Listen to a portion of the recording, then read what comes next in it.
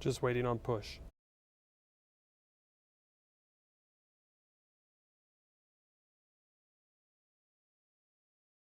Okay, here we go.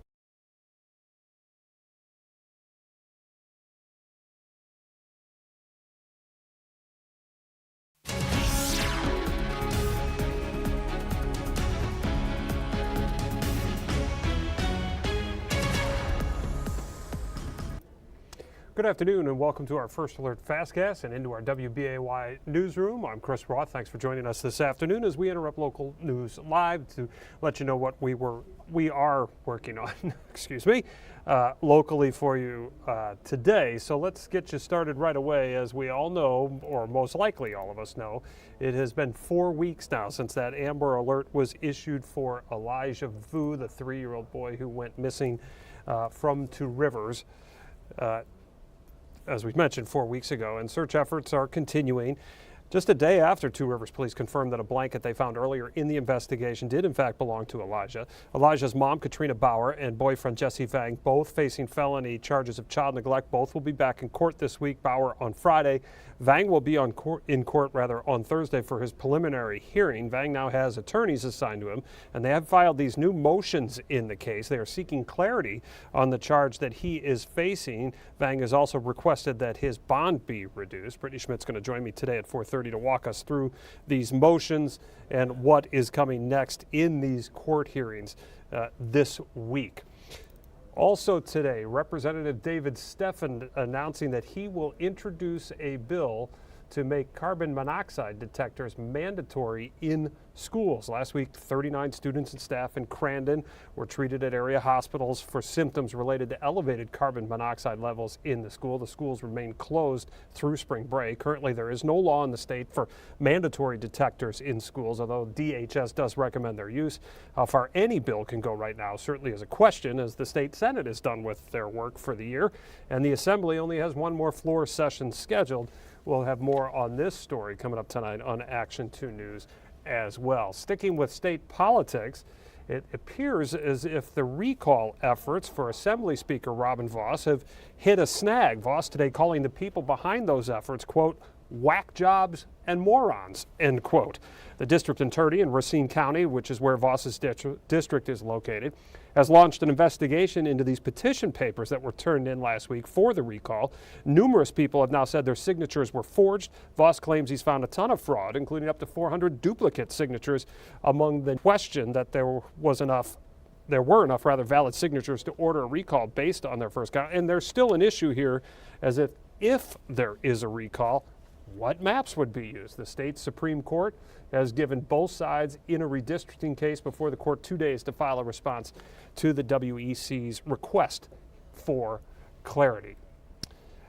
And speaking of politics, interesting discussion coming your way today on Action 2 News at 4:30. This promises to be a contentious, controversial, and lucrative, if you're a TV or radio station, election year in Wisconsin. And today at 4:30, we're going to discuss how broadcasters will navigate the uncharted waters of artificial intelligence in political ads. It's already been used, and as of now, there are no regulations here in the state of Wisconsin. It's an interesting discussion, and it may help explain how and why you're going to see the ads you are already seeing and will see a lot more of today. All right, let's take a look around the area. Let's pick out a sky cam, and let's go to Manitowoc here and see. We'll cut over there. We got some clouds and mild temperatures today as we bring in meteorologist Keith Gibson. It's not going to last, is it? Winter's last revenge is still coming. Yeah, right. This is a little spring-like tease on the last day of winter, and winter returns on the first day of spring. How about that? That sounds perfectly normal.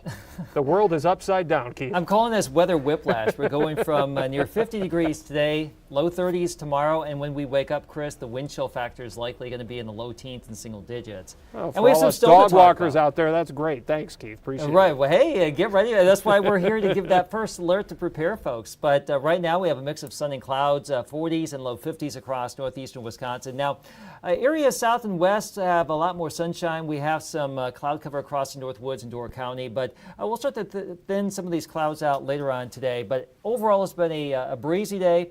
We'll be cooling down into the 20s and teens tonight with Colder wind chills tomorrow, Chris. We're looking at some 20s and 30s for highs. We're going to shave off about 20 degrees from where we are this afternoon. This is the wind chill trend. Woof. So not too bad now, but late tonight, tomorrow morning, tomorrow in general, just some bitter wind chills, blustery conditions. It will be a decent day, pretty quiet, but it's just going to be much, much colder.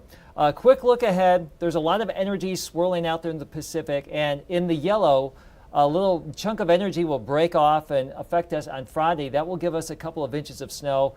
And then another little chunk of this will break away and give us a chance for some rain or snow Sunday into Monday. So a couple of systems headed our way. The first one, Friday, especially during the first part of the day, now a first alert weather day for some accumulating snow. We go with a 2 to 6 inch range for now, but that's going to be changing here. But that's a pretty good rough guide. We've kind of bumped up the numbers from yesterday, but I will tell you. Don't feel the need to bump up the numbers, Keith. Well, I know, That's but very we do need the moisture, and this would be a wet snow, and we have some high fire danger, so this is welcome.